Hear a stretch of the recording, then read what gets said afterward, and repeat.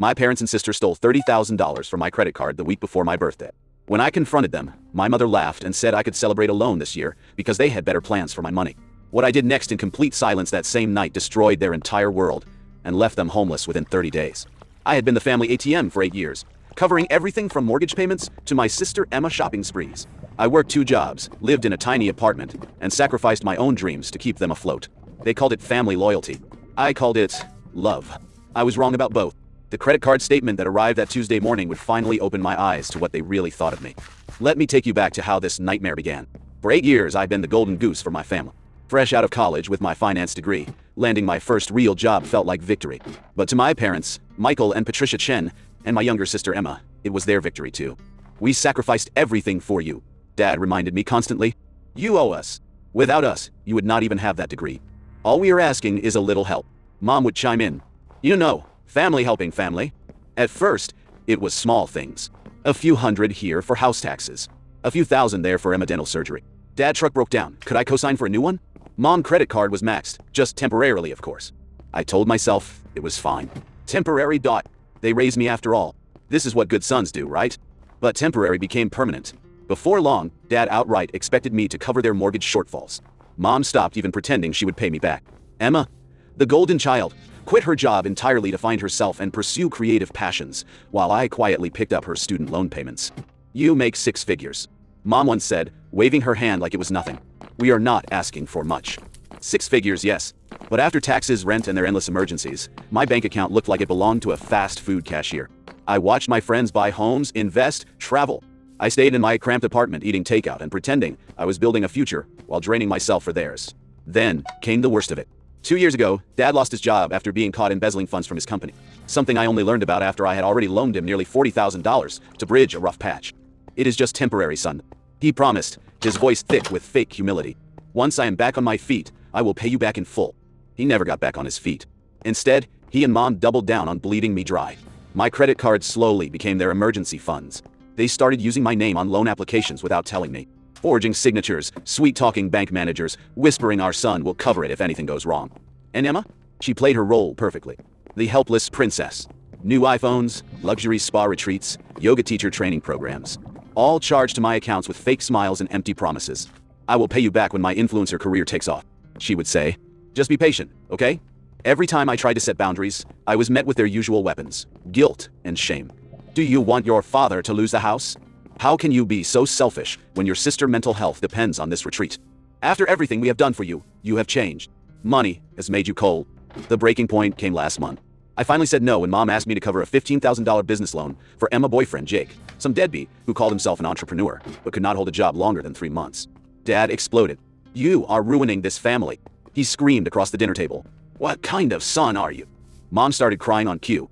Emma stormed upstairs, slamming doors like some wounded teenager. She is 26. I sat there, stone-faced. Not a word. Not anymore. Because that night, after they went to bed, I would check my credit account and see the $30,000 charge sitting there, waiting to swallow me whole. Now, let me tell you about that Tuesday morning that changed everything. I was planning my first real vacation in 5 years. Nothing fancy, just a week somewhere warm where I could finally breathe. I had been saving for months, skipping lunches, walking to work instead of taking the subway. Every penny counted when you are supporting 4 adults on one salary. I logged into my credit card account to check my available balance. The page loaded slowly, and when the numbers appeared, I thought there was a mistake. Current balance, $29,763.84. Available credit, $236.16. My hands started shaking. This had to be fraud. Someone had hacked my account. But as I scrolled through the charges, my stomach dropped. Each transaction showed as authorized with my PIN. Restaurant bills in the next city over. Designer clothing purchases at stores I had never heard of. A down payment on something called Creative Ventures LLC. A $5,000 cash advance. All made yesterday while I was at work, pulling a 12-hour shift to cover for a sick colleague. The timestamps showed the spending spree had lasted 6 hours.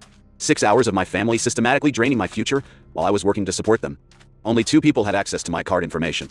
My parents. I had given them my details years ago for emergencies. Apparently, they had expanded their definition of emergency to include funding Emma's boyfriend's latest get-rich-quick scheme. I called my father first. My hands were trembling so badly I could barely dial the number. He answered after 2 rings, his voice unusually cheerful. Hey Ryan, what is up? You sound stressed. Dad, my credit card is maxed out. $30,000. Do you know anything about this? The pause that followed felt like drowning in molasses. I could hear him breathing, calculating, deciding how much truth to admit. When he finally spoke, his tone had shifted completely. Gone was the concerned father. In its place was something cold and entitled. Well, new, he said slowly. The family needed it more than you do. You make good money, you will be fine. You are doing well enough, are not you? My blood pressure spiked. You use my credit card without asking me? It is not like that, he snapped, his voice raising. You always act like your money is just yours. We are family, Ryan. Sometimes sacrifices have to be made. Before I could respond, I heard my mother's voice in the background. She was laughing. Actually, laughing like this was all one big joke. Honestly, you do not need some fancy birthday trip. She called out loud enough for me to hear clearly. We had better plans for that money. You can celebrate alone this year. The world seemed to tilt sideways for a moment. My breath came in short, shallow bursts. I had worked 2 jobs through college, saved religiously, skipped nights out, vacations, new clothes. And now this. But what broke me was not just the theft. It was the laughter. The casual dismissal of my dreams, my future, my entire existence as nothing more than a funding source for their whims. I swallowed the lump rising in my throat and forced my voice to remain calm. Then do not ever call me again. Before Dad could spit out another entitled excuse, I ended the call. That night, as the city lights blinked through my window, I sat at my laptop with a strange sense of clarity. They thought I was weak, because I kept giving. They were about to learn the difference between generosity and stupidity. I opened every financial account they never thought I would touch. The joint mortgage I had co-signed 3 years ago when Dad credit failed after his embezzlement scandal. The truck loan I had guaranteed so he could buy his oversized pickup that cost more than my annual rent. Mom personal line of credit that was tied to my name for better interest rates. One by one, I removed myself from everything. No phone calls, no explanations, just cold, calculated clicks. The mortgage company would freeze their loan within 48 hours, once my name and income were removed from the paperwork. The truck would be repossessed within a week when the payment bounced. Mom credit cards would be locked immediately when the bank discovered the primary guarantor had withdrawn. It was not revenge. It was finally drawing a line I should have drawn years ago. They wanted to see what life without me looked like. They were about to find out. As I clicked confirm on the final document, I felt something I had not experienced in 8 years. Peace. Peace. The explosion came faster than I expected.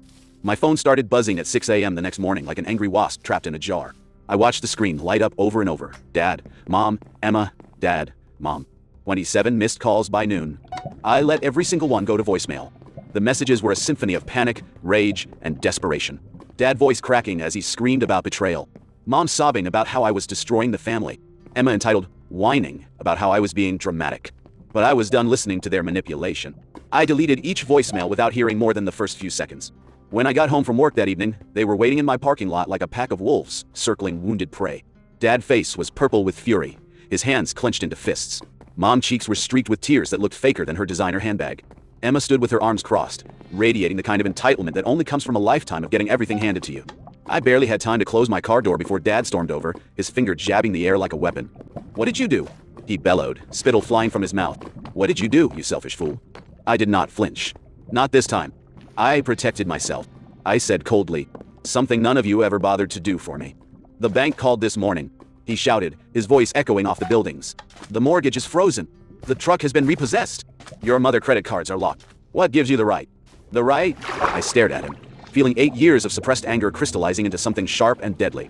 "You stole from me. You forged my name on loans. You maxed out my credit cards without asking. You destroyed my future, and now you want to talk about rights?" Mom stepped forward, her voice dripping with the kind of manipulative sweetness that had controlled me for years. "We are family," she shrieked, her voice cracking like glass. "How can you do this to your own parents? Family does not steal." I snapped. "Family does not lie. Family does not use me like an ATM machine." Emma finally jumped in, her voice dripping with condescension that made my skin crawl. "Oh, please," she scoffed, rolling her eyes like a spoiled teenager. "You are being so dramatic. You make good money. You were not even using most of that credit. We just needed a little help. $30,000 is not a little help." I roared, my voice echoing off the building walls. "You drained my savings. You destroyed my credit. You took my future and handed it to yourselves like I owed you my entire life." The neighbors were starting to gather now, heads peeking from windows, doors slightly ajar, curious faces watching the family meltdown unfold in broad daylight. But I did not care anymore. Let them watch. Let them see what these people really were. Emma rolled her eyes again, and something inside me snapped. "God, you act like you are some saint," she said with that same entitled smirk she had worn since childhood. "You would not even have that job if Dad had not pushed you. We gave you everything." "No," I growled, stepping closer to her. "You took everything, and I let you. But not anymore. What? Dad took a step closer, his face inches from mine now. His voice dropped into a low, dangerous growl that I recognized from childhood. The voice he used when he wanted to intimidate me into submission. You think you are better than us now? He hissed. You think you are too good for your family? You are nothing without us. You will regret this. But I was not the scared little boy anymore who jumped when he raised his voice. No, I said calmly, my voice steady as steel. The only thing I regret is not cutting you off sooner. His face contorted, veins bulging at his temples like angry rivers. You owe us. We gave you life. Huh? And you spent it like it was your bank account. I shot back. I worked 2 jobs through college, while Emma took spa trips. I lived in a shoebox while you bought Dad his 3rd truck. Every time I got ahead, you found new ways to pull me back down. Enough! Mom's voice was suddenly shrill, hysterical. We are your parents. You are supposed to take care of us. I am not your retirement plan. I said, my voice cold as winter steel. I am not your bailout fund. I am not your slave. The crowd of neighbors was growing now. Mrs. Rodriguez from 3B was openly staring. The college kids from the corner unit had their phones out. What? This was becoming a public spectacle, and for the first time in my life, I did not care about embarrassing them. Then came their final act, the manipulation I had seen 1,000 times before. Mom fell to her knees on the concrete, sobbing loudly for maximum dramatic effect. Please, she wailed, her voice carrying across the entire parking lot. If you walk away, we will lose everything. The house. Dad, help. Emma will be homeless. For a split second, I felt that old familiar tug, the guilt they had programmed into me from birth, the voice that whispered good sons do not let their family suffer. But then I remembered the laughter, the casual dismissal of my dreams, the $30,000 stolen while I was at work. Then maybe Emma should get a job. I said bluntly. Maybe Dad should stop living beyond his means. And maybe you should finally take responsibility for the mess you created. You heartless monster, Emma screamed, her carefully crafted Instagram perfect facade cracking like cheap paint. We are your family. We need you. I shook my head, looking at them, really looking for the first time. Not as the family I had been programmed to serve, but as the strangers they had always been. No, Ty, I said quietly. You do not need me. Well and dry. You need my money. You need my credit. You need someone to clean up after your endless failures. But you never needed me. You never even saw me as a person, only as a wallet. Dad lunged forward one final time, his voice cracking under the weight of his fury and desperation. We made you, he screamed. No, D, I said softly, feeling something break free inside my chest. You broke me, but I finally put myself back together without you. Then I delivered the words that would haunt them forever. Do not ever call me again. Do not knock on my door. Do not text me. Do not pretend we are family. Because as far as I am concerned, you never were. The silence that followed was deafening. For a moment, all 3 of them just stood there blinking like I had spoken in a foreign language they could not comprehend. And then I turned, walked past them, and entered my building, leaving them standing in the parking lot, humiliated, powerless, and finally cut off from the golden goose they had been bleeding dry for 8 years. As the elevator doors closed, I heard Mom's voice one last time. You will come crawling back. You need us more than we need you. But I knew the truth now. I had never needed them. They had just convinced me I did. That night, for the first time in 8 years, I slept without nightmares. No more dreams about debt collectors chasing me. No more anxiety about which family emergency would drain my account next. No more wondering if I would ever be able to build a life that was actually mine. The collapse happened exactly as I had predicted, like dominoes falling in perfect sequence. Within 4 days, the mortgage company had frozen my parents' loan after discovering that the primary income guarantor had withdrawn from the agreement. The payments they had not been making for months finally triggered full default proceedings. By the end of the week, they received an official foreclosure notice. My childhood home, the one they had weaponized for years as a symbol of family sacrifice, was scheduled for auction in less than 60 days. The truck my father adored, that $70,000 oversized beast he could not live without, disappeared at dawn one morning. The tow truck came quietly, efficiently. The repo guy barely looked Dad in the eye while my father raged barefoot on the driveway, in his stained bathrobe. You cannot take my truck. Dad screamed as if his shouting would erase the debt. But there was nothing left to save him. By week 2, my mother's phone calls had shifted from rage to hysteria. The voicemails I deleted without listening told the story clearly enough. We are going to lose everything. Your father's blood pressure is through the roof. Your sister has nowhere to go. What kind of son lets this happen? But I was done being their son. I was finally being myself. Then Emma showed up at my door. I knew she would. She looked different now. Thinner, paler. The designer bags under her eyes matched the fake designer purse swinging uselessly off her arm. Gone was the smug entitlement. Now there was only desperation. Please, she begged, standing at my front door with mascara running down her cheeks like smeared war paint. You cannot just abandon us. You know how bad it has gotten. I did not say a word. I just stood there, waiting. You know I was just following Mom and Dad. She sobbed, her voice cracking. I did not mean for things to go this far. But I am your sister. Please, just for a little while. I looked at her for several long seconds. And for the first time in my life, I felt absolutely nothing. No pity, no guilt, no sense of obligation. Just cold, clear emptiness where their manipulation used to live. I am done, Emma, I said flatly. Go home if you still have one. You cannot be serious, she whispered, her voice breaking completely. You are my brother. No, I said, my voice cold as iron. I was your bank, and I am closed. She tried to push past me into my apartment, but I stepped back and closed the door. Security removed her 15 minutes later after she started pounding on my door and screaming in the hallway. She tried again over the following weeks. Texts, DMs, voice messages full of sobbing, cursing, bargaining. She even sent distant relatives after me, people I had not spoken to in years, begging on her behalf.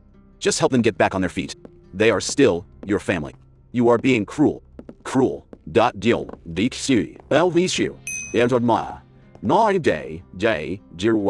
That word followed me everywhere. But Cruel was draining every cent from my accounts while smiling in my face. Cruel was forging my signature behind my back. Cruel was laughing while I skipped birthdays, vacations, and relationships to fix their endless mistakes. Let them call me cruel. I would rather be cruel than dead inside. By the end of the month, their perfect world was gone. They moved into a cheap 2-bedroom apartment across town, far away from the suburban paradise they had once lorded over everyone. The eviction was public. The neighbors whispered. The friends vanished like smoke. My father lost what was left of his fragile ego. The man who once barked orders like a king now slumped through part-time handyman work, barely earning enough to cover rent. His blood pressure skyrocketed. His health spiraled fast without the medications he could no longer afford. Mom tried to keep up appearances for a while, posting old photos on Facebook and pretending everything was fine. But even the fake smiles cracked quickly when the debt collectors never stopped calling. Emma influencer dreams imploded completely. Without my money feeding her carefully curated lifestyle, her audience fled faster than rats from a sinking ship. She bounced from couch to couch, freeloading off shallow friendships that eroded the second she could not pay for brunch or cover shared rent. One day, she tried reaching me through an old friend. She is in bad shape, man. My friend Derek said, clearly uncomfortable with being the messenger. She is practically homeless. Maybe you should... No. D. I interrupted. I have done enough. Because that is the thing they never understood. They thought I was weak because I kept giving. But the truth is, I was strong enough to finally stop. Meanwhile, my life finally began.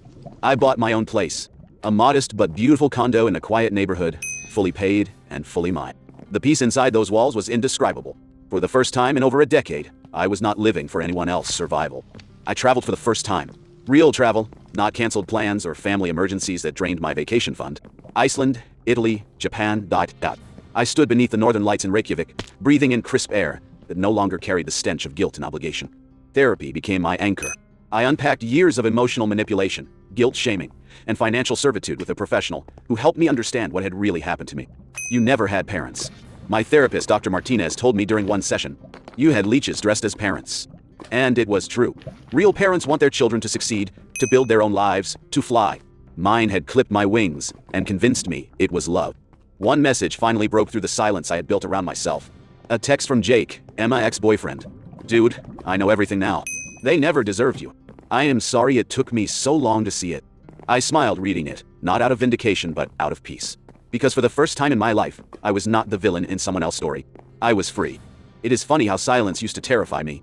For years, silence meant the storm was coming. Another call, another crisis, another financial ambush wrapped in guilt and family obligations. Now silence feels like freedom. I sit on my balcony every night now, looking out at a city that finally feels like home. My own place, my own money, my own choices. The skyline glows in front of me, a constant reminder that I survived them. I no longer feel anger. That was burned out long ago in the fire of their betrayal. What is left is clarity. For years, I was raised to believe my worth was tied to how much I could sacrifice for others. That loyalty meant bleeding for people who never once cared if I was okay. They called it family, but it was never love. It was business, a one-way transaction where I paid and they took. The most dangerous lie was not the forged documents or the stolen money. It was the lie they whispered into my head from childhood. Good sons take care of their family no matter what. No, good sons do not become hostages. Good sons do not become bank accounts. Good sons do not lose themselves to people who only know how to consume. They thought cutting me would destroy me. Instead, cutting them saved me. The last message I ever got from my mother still sits unread in my inbox. We did not raise you to be this cold. Maybe she is right, because they did not raise me at all. I raised myself, and for years I carried them without complaint, thinking that is what love looked like. Now I sleep without debt collectors chasing me, without last-minute emergencies draining my accounts. without fake family dinners that felt more like tax audits than celebrations. I wake up, drink my coffee, and feel nothing but calm. If you ask me today what I regret, I will tell you the same thing every time. I regret not walking away sooner. Not because I wanted to hurt them, but because I had to choose myself for once. What would you have done in my situation? Have you ever had to set boundaries with toxic family members who saw you as nothing more than a financial resource? Share your stories in the comments below, because I know I am not alone in this. Sometimes the hardest part of healing is realizing that DNA does not make someone family, and cutting toxic people out of your life is not cruel. It is survival. Hit that like button if you believe people should face consequences for their actions, and subscribe for more stories about choosing yourself over people who only see you as useful. Remember, you cannot set yourself on fire to keep others warm. The moment I chose myself, I finally started living. And if you are in a similar situation, trapped by people who mistake your kindness for weakness, know this: you have more power than you think. Sometimes the most loving thing you can do is refuse to enable someone's destruction of your life. Thanks for listening to my story. Take care of yourselves out there.